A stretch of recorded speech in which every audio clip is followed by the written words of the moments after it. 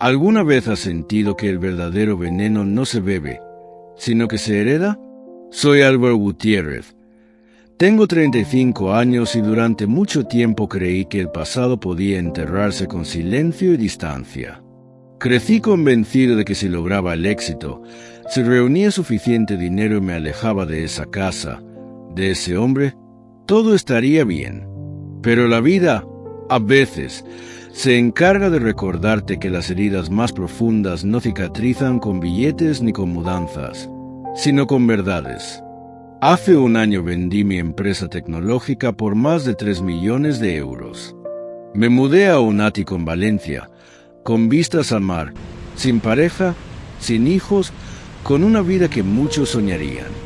Y sin embargo, un detalle menor, una copa de vino, una cena familiar, un gesto aparentemente trivial, encendió una mecha que llevaba años esperando.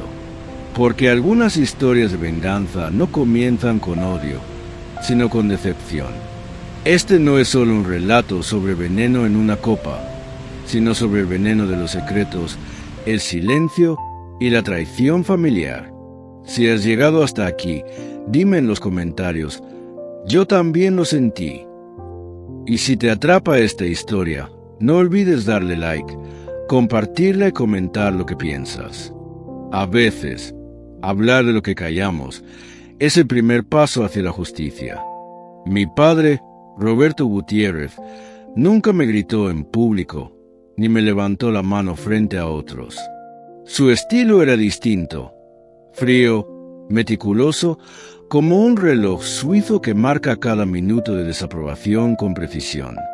Cuando era niño, me preguntaba si a otros padres también se les olvidaba preguntar ¿cómo te fue en clase? O si era común que un adulto tratara a su hijo como un inquilino más en casa. Años después entendí que no era olvido, era elección. Lo suyo no era ignorancia emocional, era estrategia. Recuerdo claramente su mirada cuando saqué matrícula de honor en la ESO. Ni una sonrisa, ni una palabra de orgullo. Solo un seco es tu obligación. Y si alguna vez cometía un error, por pequeño que fuera, entonces se hablaba, con dureza, sin pausa, sin empatía. Nunca me golpeó físicamente, pero sus palabras dolían más que cualquier puñetazo. Mi madre, Lucía, hacía lo posible por amortiguar esa frialdad, llenándome de cariño entre líneas, con gestos pequeños, silencios protectores. Pero incluso ella empezó a cambiar con los años. Supongo que vivir con un hombre que nunca toca con ternura termina por endurecer la piel, y también el alma. Cuando cumplí 16, empecé a trabajar por las tardes en una tienda de informática. No era por necesidad, sino por escapar. Aprendí rápido a hablar con desconocidos, a montar ordenadores, a vender componentes. Cada cliente amable era un recordatorio de lo que no tenía en casa. Me aferré a la tecnología como a una tabla en medio del mar. Era el único espacio donde sentía que el esfuerzo tenía recompensa, donde cada línea de código no era juzgada por su falta de emoción, sino valorada por su eficacia. Y eso, para alguien como yo, era una forma de amor. Durante años, mantuve la distancia emocional con mi padre, como si entre nosotros existiera un tratado de no agresión silenciosa. Él no se metía en mi vida, yo no le pedía nada. Pero todo cambió cuando mi empresa comenzó a generar ingresos importantes. De pronto, aquel hombre indiferente se volvió curioso. Me pedía reuniones, me sugería inversiones, hablaba del legado familiar, como si la ausencia de décadas pudiera borrarse con una propuesta de sociedad. Yo lo escuchaba, sin responder, porque dentro de mí algo ya se estaba gestando, la certeza de que el veneno más peligroso no es el que se bebe, sino el que se arrastra desde la infancia. Esa sombra creció conmigo. Nunca supe si lo que sentía era rencor, tristeza o una mezcla insana de ambas. Solo sabía que no confiaba en él. Y con el tiempo, Esa intuición infantil, ese algo no está bien, se convirtió en una alarma constante. La verdadera tragedia de tener un padre así no es el dolor de lo que hace, sino el vacío de todo lo que nunca hizo. Y lo peor estaba por llegar. Y lo peor estaba por llegar. El 24 de septiembre era el cumpleaños número 65 de mi madre. Sabía que si no iba, le dolería. Aunque hacía meses que no pisaba la antigua casa familiar en las afueras de Valencia, decidí presentarme. Por ella, siempre por ella. Conduje desde el centro, atravesando los campos de naranjos que bordean la carretera hacia Bétera. Cada kilómetro me acercaba no solo al lugar físico, sino también al escenario donde se habían formado mis primeras heridas. Al llegar, la casa lucía casi igual que en mi adolescencia. Fachada color arena, persianas de madera y ese olor inconfundible a lavanda y muebles antiguos. Mi madre salió a recibirme, emocionada. Me abrazó fuerte, más de lo normal, como si quisiera decirme algo con los brazos que no se atrevía a poner en palabras. Yo fingí tranquilidad. Sonreí. Fingí que no sentí el nudo en el estómago al ver a mi padre de pie en el jardín, junto a la parrilla, con una copa de vino tinto en la mano y esa media sonrisa suya, tan calculada. La celebración fue modesta. Tíos, primos, algunos vecinos. Todo transcurría con normalidad hasta que Roberto se me acercó con 2 copas. «Toma, hijo, un vino especial para ti», dijo, con ese tono cordial que nunca me había dirigido cuando era niño. «Gracias», respondí, sin mirarlo demasiado. La palabra especial me retumbó. Era un vino caro, oscuro, casi negro bajo la luz tenue del porche. Lo llevé a los labios, apenas un sorbo. Y entonces sentí algo. No era inmediato, pero sí progresivo. A los pocos minutos, la música se volvió distante. Las risas sonaban huecas. El suelo parecía inclinarse bajo mis pies.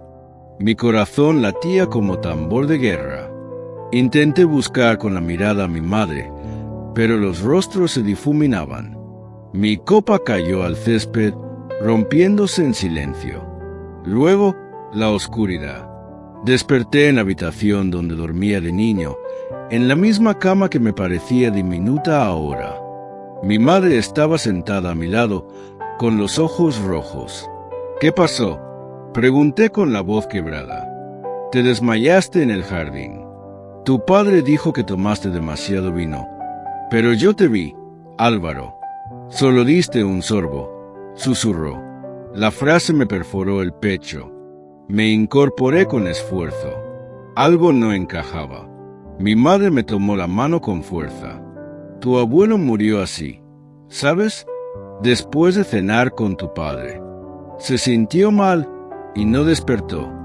Dijeron que fue un infarto, pero siempre tuve dudas».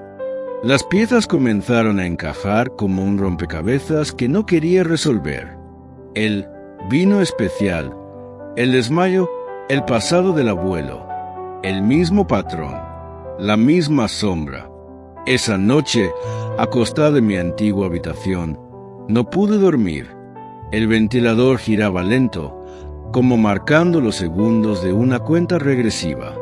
No tenía pruebas, solo presentimientos. Pero a veces, el instinto grita más fuerte que cualquier evidencia. Y lo peor de todo era una certeza que comenzaba a tomar forma en mi mente. El veneno estaba de vuelta. El veneno estaba de vuelta. A la mañana siguiente, aún en la casa, mientras mi madre preparaba café, sentí una necesidad casi visceral de saber más sobre lo que había insinuado la noche anterior. «Mamá, ¿qué pasó exactamente con el abuelo?», le pregunté, sin rodeos. Ella se detuvo. Bajó la mirada y se quedó en silencio durante unos segundos que parecieron eternos. «Mi padre, tu abuelo Antonio, era fuerte, sano. Nunca tuvo problemas de salud serios», Recuerdo que esa noche había cenado con Roberto. Me acuerdo porque yo no pude ir. Tenía fiebre. Al día siguiente, amaneció muerto. Nunca antes me había contado aquello con tanto detalle. Pero esa frase cenó con Roberto se quedó resonando en mi cabeza como una campana maldita. ¿Y nadie sospechó nada? Pregunté, ¿quién iba a hacerlo? Dijeron que fue un infarto fulminante. Era otro tiempo, Álvaro. Además, ¿quién iba a pensar algo así de su yerno? Mi madre se sentó conmigo en la mesa. Sus ojos no brillaban como antes. Tenían una opacidad nueva, como si una verdad largamente temida hubiera comenzado a manifestarse. Siempre me quedó una espina. Tu padre heredó todo lo que mi padre había construido, y fue justo después de su muerte. Me quedé en silencio. De repente, la memoria me devolvió imágenes fragmentadas de cuando era niño. Recuerdos de conversaciones entre adultos, susurros sobre documentos, sobre herencias. Palabras como testamento, firma, transferencia me atravesaban como destellos de una realidad que en su momento no entendí. Ahora, todo comenzaba a tener sentido. O demasiado. Esa misma tarde, ya en mi piso de Valencia, comencé a buscar viejas carpetas, archivos olvidados, registros antiguos. Encontré un expediente con los datos de fallecimiento de mi abuelo. La causa oficial, infarto agudo de miocardio. Sin autopsia, sin toxicología, nada. Mi madre me llamó más tarde. Álvaro, he recordado algo más. La noche de la cena, mi padre me dijo por teléfono que el vino que habían tomado era un regalo de Roberto. Me dijo, en broma, que era tan fuerte que lo había dejado mareado. Lo recuerdo porque él casi nunca bebía. Ese detalle fue la grieta que rompió el muro de la duda. El mismo patrón. El vino, el mareo, el desmayo, la muerte repentina. Dos generaciones separadas por el tiempo, unidas por el mismo ritual, el mismo veneno. Comencé a escribir todo. Cada recuerdo, cada dato, cada coincidencia. Sabía que no podía acusar sin pruebas, pero ya no estaba dispuesto a mirar hacia otro lado. Había un patrón oculto que exigía ser revelado. Y detrás de ese patrón estaba él, Roberto Gutiérrez, mi padre, el esposo que heredó fortunas tras muertes súbitas. El hombre que me ofrecía vino con una sonrisa. La verdad, aún sin rostro completo, ya tenía olor. Olor a corcho húmedo y uva fermentada. Y si mi instinto no me fallaba, ese vino estaba diseñado para silenciar, no brindar. Y lo siguiente que haría sería esperar su próximo brindis. Esta vez, preparado. Y lo siguiente que haría sería esperar su próximo brindis. Esta vez, preparado. No tuve que esperar mucho. A finales de noviembre, recibí una llamada inesperada de mi madre. Álvaro, vamos a celebrar el Día de Acción de Gracias. Nada grande, solo la familia. Me haría mucha ilusión que vinieras.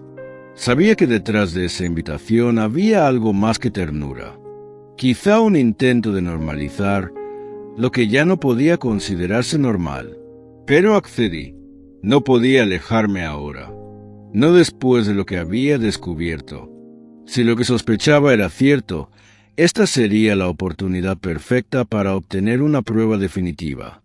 Llegué a la casa antes de la puesta de sol. La fachada lucía igual, pero esta vez la atmósfera era distinta. Mi madre me abrazó con calidez, pero su mirada parecía nerviosa, como si supiera que algo estaba a punto de romperse. Roberto ya estaba en el comedor, con traje oscuro, la corbata perfectamente ajustada, por supuesto, una copa de vino en la mano. Cuando me vio, sonrió. Esa sonrisa que ya no podía leer como simple cortesía. Álvaro, qué alegría verte. ¿Te apetece un buen vino? Este es especial, dijo, extendiéndome una copa. Esa palabra, otra vez, especial. La tomé con manos firmes, pero el pulso me temblaba. Agradecí con un gesto y me senté a su lado. El ambiente era cálido, los platos iban llegando a la mesa, las risas flotaban en el aire. Pero mi atención estaba enfocada en un solo objetivo, el intercambio. Tenía que hacerlo sin que nadie lo notara.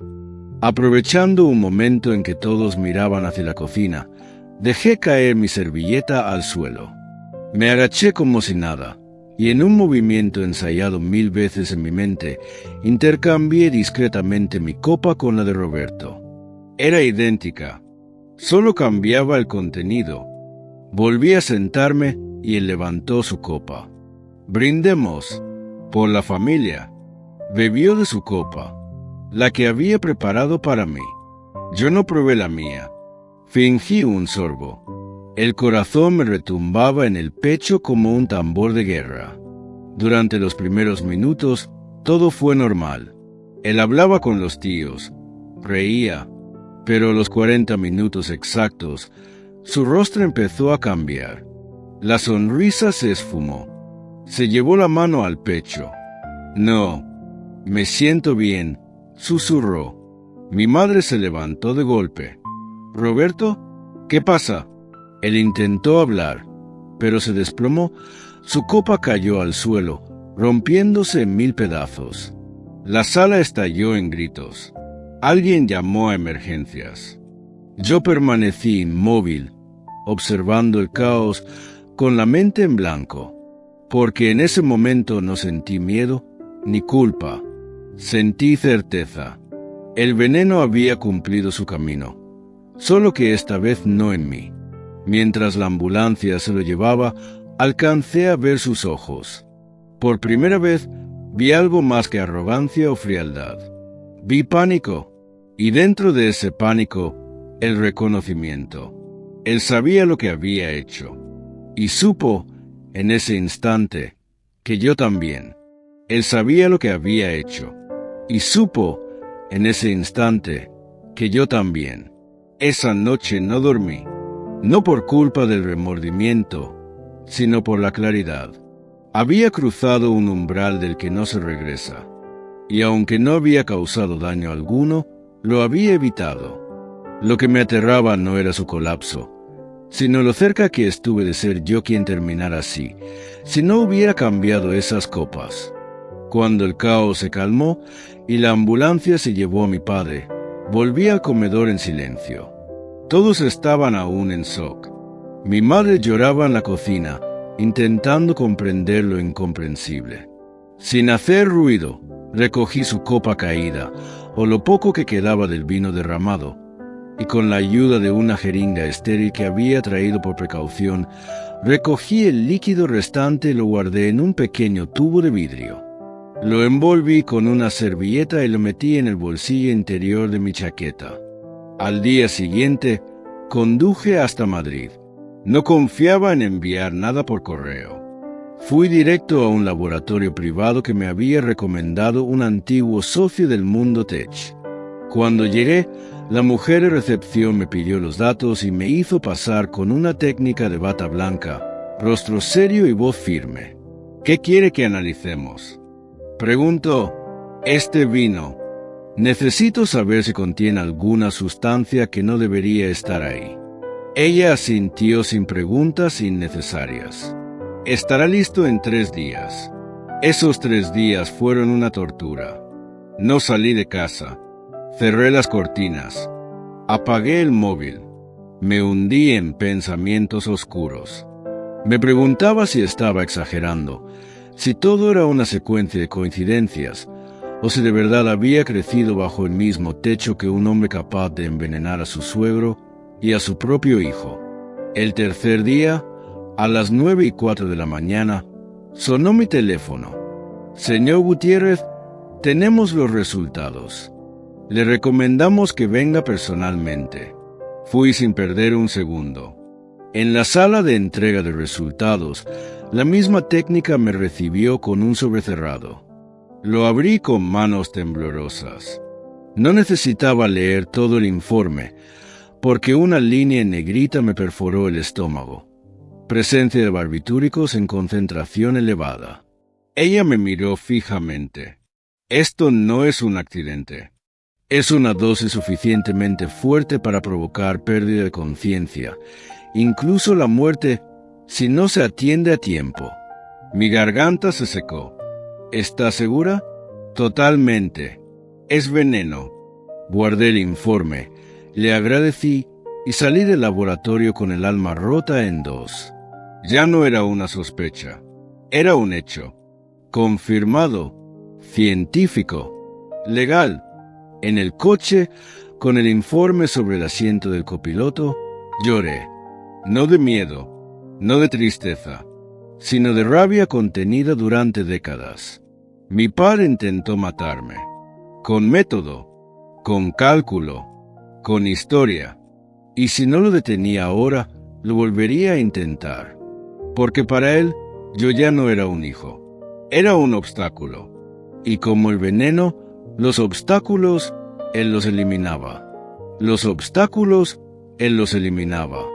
Y esta vez, no iba a esperar a ser el próximo. Una semana después del incidente, mi padre fue dado de alta. Los médicos, sin saber la verdadera causa de su colapso, lo diagnosticaron con una crisis cardíaca por estrés y consumo de alcohol. No encontraron rastros del veneno, porque no sabían que debían buscarlo. Y él, como siempre, se escudó en la ambigüedad, en esa zona gris donde las verdades a medias sobreviven. Mi madre me llamó esa misma tarde. Roberto ha vuelto a casa. Dice que quiere verte, que le preocupas. ¿Preocuparme? Respondí. Mamá, no puedo más con este juego. Pero fui. Sabía que ese momento iba a llegar y que no podía huir más. Preparé todo, el informe del laboratorio, el tubo con el vino restante y las palabras que llevaba años acumulando. Cuando llegué, la casa parecía más oscura de lo normal. Mi madre me recibió con una sonrisa triste. Está en la sala. Te espera.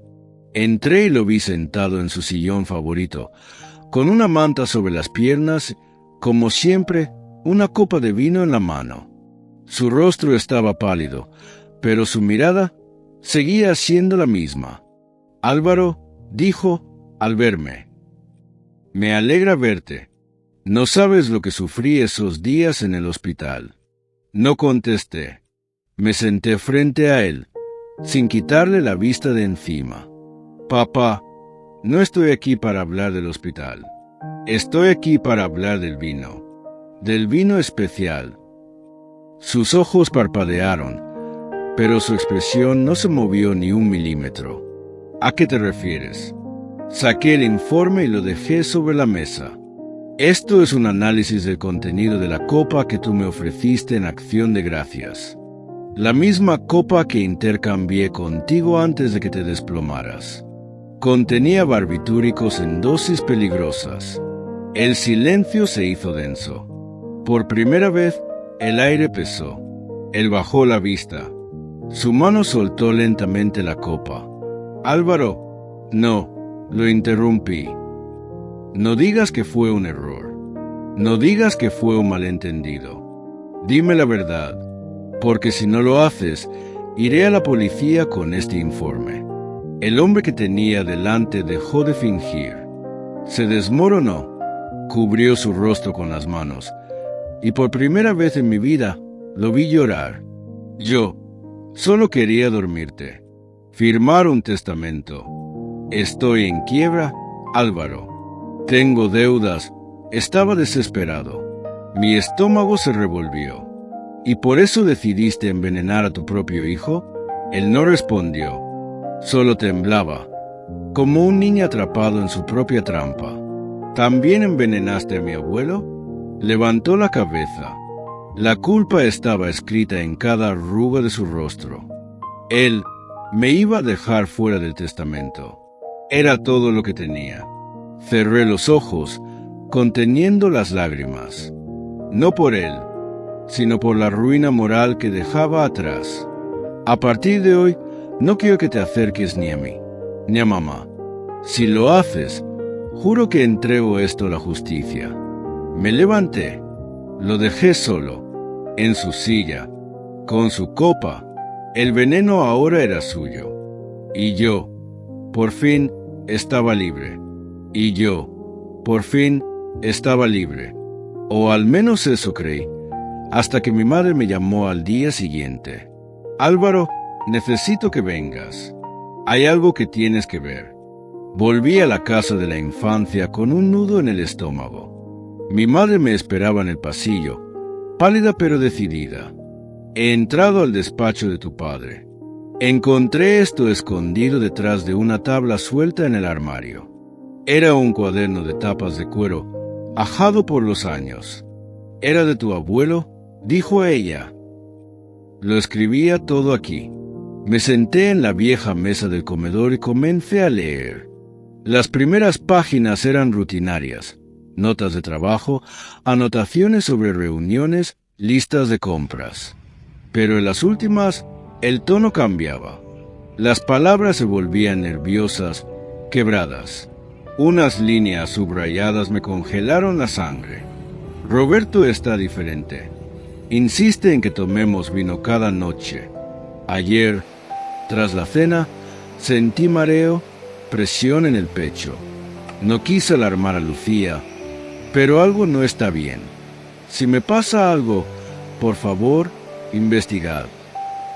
Mi madre, sentada frente a mí, comenzó a llorar en silencio. Sabía que algo no cuadraba. Durante años lo sospeché. Pero el amor también puede cegar. El diario era una cápsula del tiempo. Un grito de advertencia desde el pasado que ahora encajaba con una precisión escalofriante con lo que había vivido yo. Mis síntomas, mi desmayo, el vino, todo seguía un patrón trazado con décadas de diferencia. El mismo veneno, la misma intención. No podíamos quedarnos con eso. Esa noche contacté a una amiga abogada, Ana Villalba, especializada en Derecho Penal y Herencias. Le mostré el informe toxicológico, el diario y le conté toda la historia. Su rostro pasó del asombro al horror. Esto es grave, muy grave. Si conseguimos el expediente de defunción de tu abuelo y lo reabrimos, podemos solicitar una exhumación y análisis forense. Si se confirman restos de barbitúricos, tu padre no solo intentó matarte, habría cometido un homicidio premeditado. Era una línea peligrosa, pero mi madre asintió. Quiero saber la verdad, aunque duela. Ya no puedo seguir viviendo con esta sombra.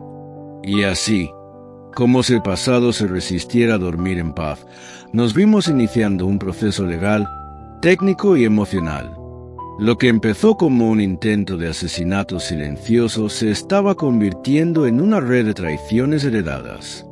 Y si algo me quedaba claro, era que el veneno de mi padre no solo mataba cuerpos, había estado matando generaciones. Hasta hoy, había estado matando generaciones. Hasta hoy, con la ayuda de Ana, iniciamos el procedimiento legal.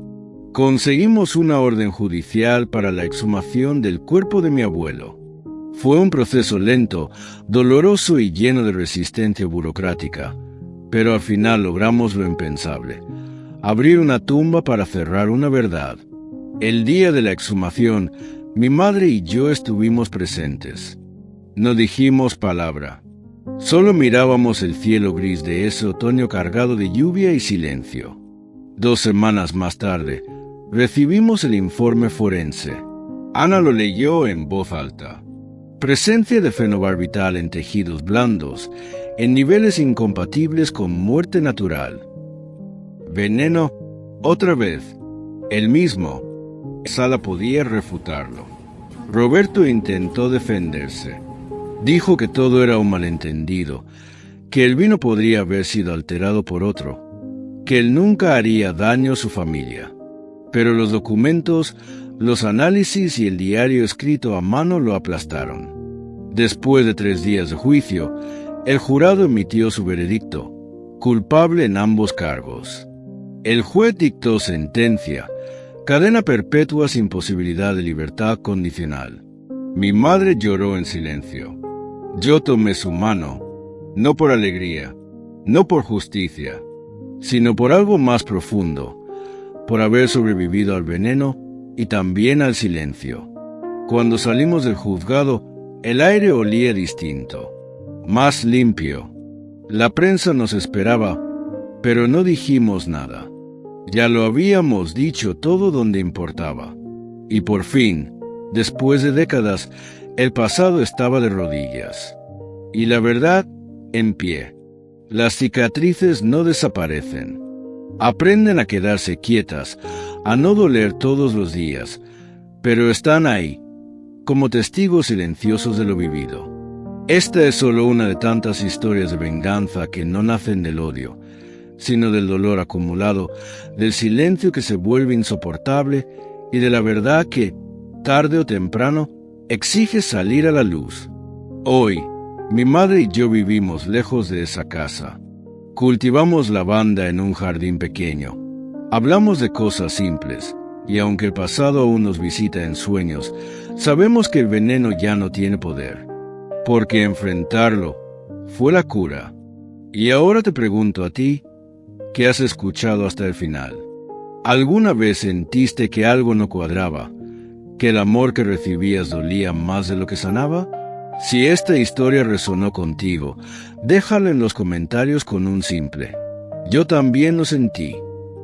Estaré leyendo cada palabra. Y si crees que este video puede tocar a alguien más, compártelo. A veces, una historia dicha a tiempo puede salvar una vida. Suscríbete para más relatos que sacuden, incomodan y, sobre todo, revelan lo que muchos prefieren callar.